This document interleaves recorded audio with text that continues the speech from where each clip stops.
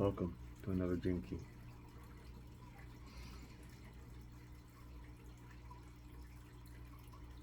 So, we're going to go on the 13th Genekey, and I enjoy working on Genekeys because it's inspiring for me, because it tackles a lot of shadows that we all face as humanity.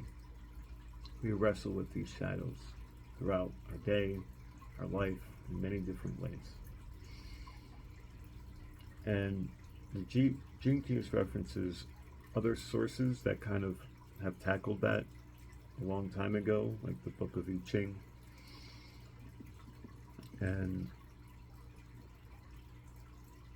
modernized it in a way that I think is easier to connect with. Now, the 13th Genekey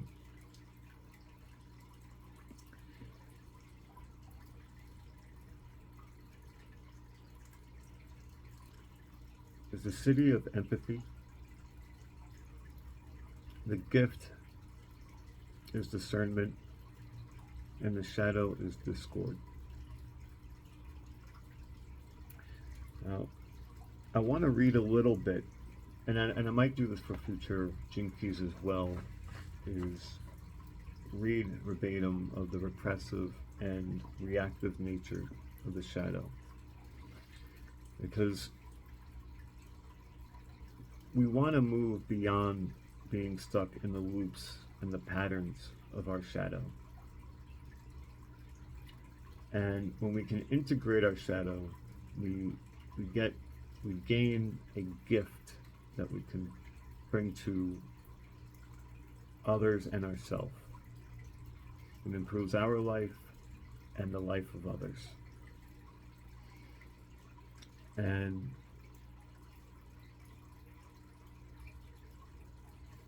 the city here is empathy. And empathy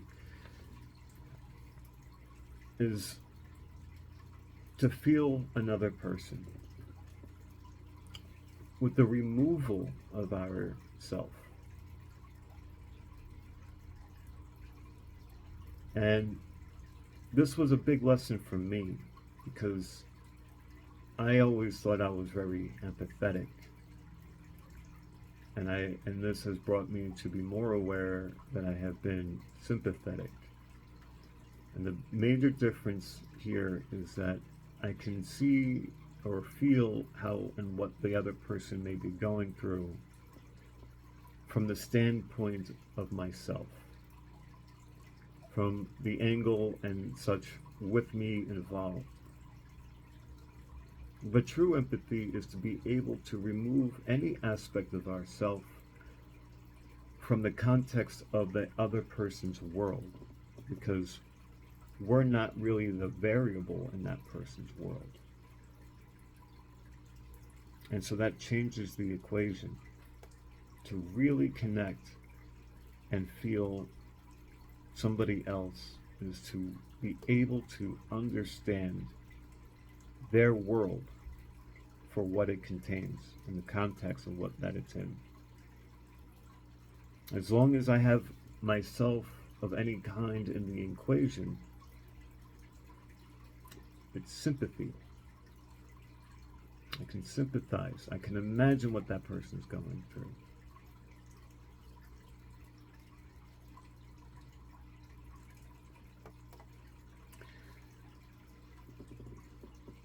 And the shadow here is discord. And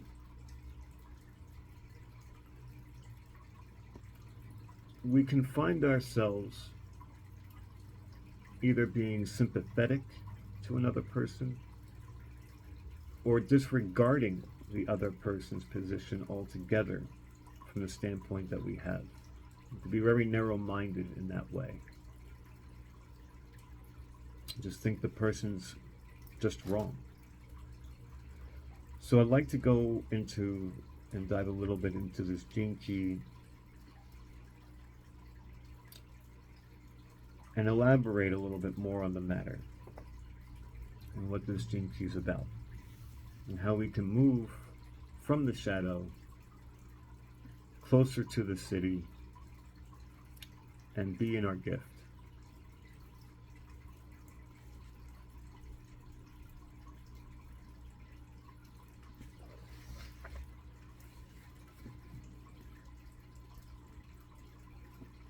So, just to read the repressive nature, which is permissive, these people pretend to be empathetic or sympathetic to others while at the same time doing nothing.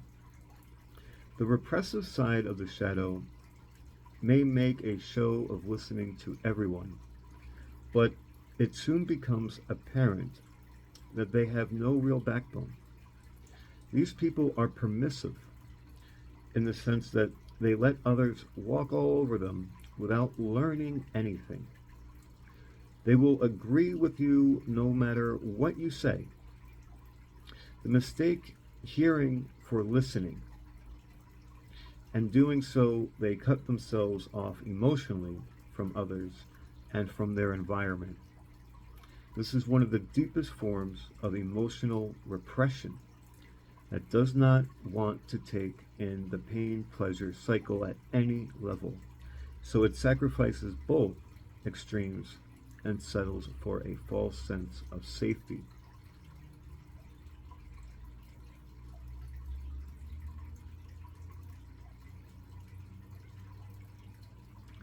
That's another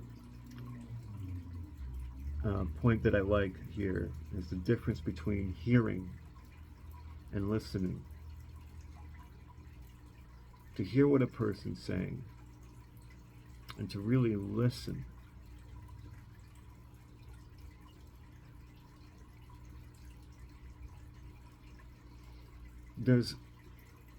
And what anybody is saying in the moment, there is many deeper layers of the person that's coming through as well. And if we just hear the words without, say, the tone or the emotion or all the other dimensions, we lose context, right? We're not connecting, and a lot can be lost. A lot of intention, a lot of misunderstanding. A lot of love can be lost from not hearing the person. And that nobody wins there. That person and ourselves lose value from the moment. And giving our attention to each other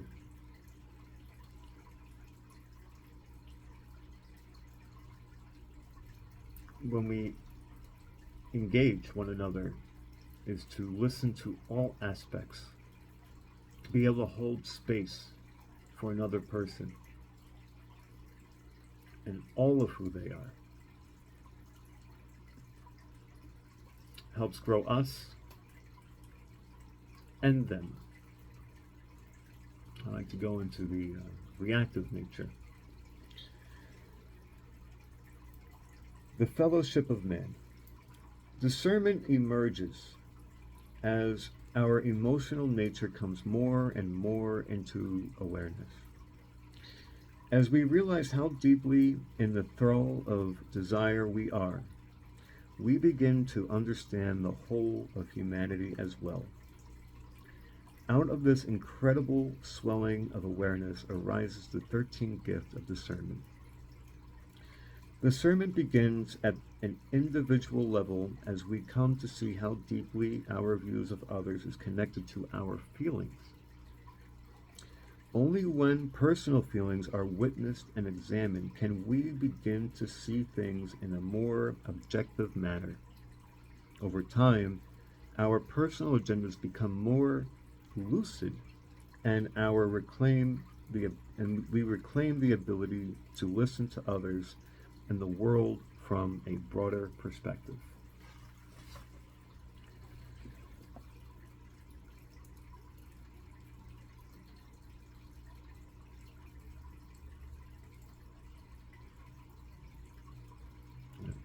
I don't really feel much to say on that.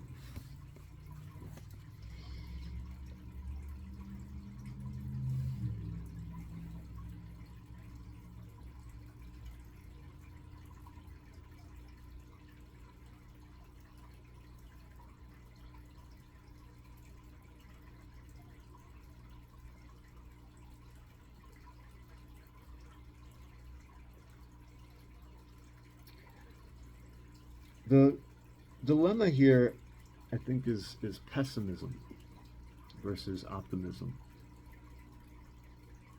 When we already make up our mind, there's no room for growth. There's no room for learning.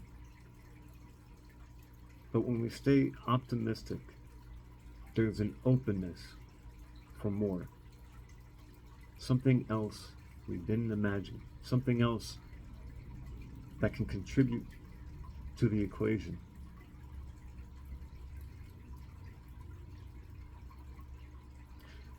It's not that we disregard what we know, but we listen for more.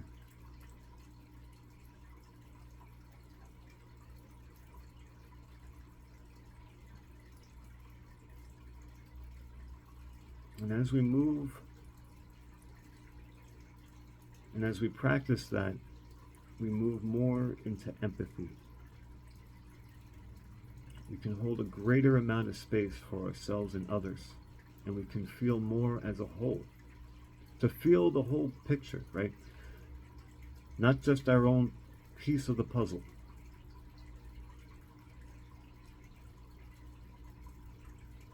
We're all connected. We're all in the same soup.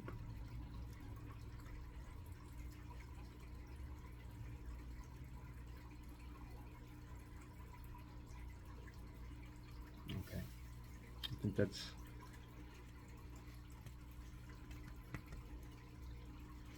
all I have to say really about this one today.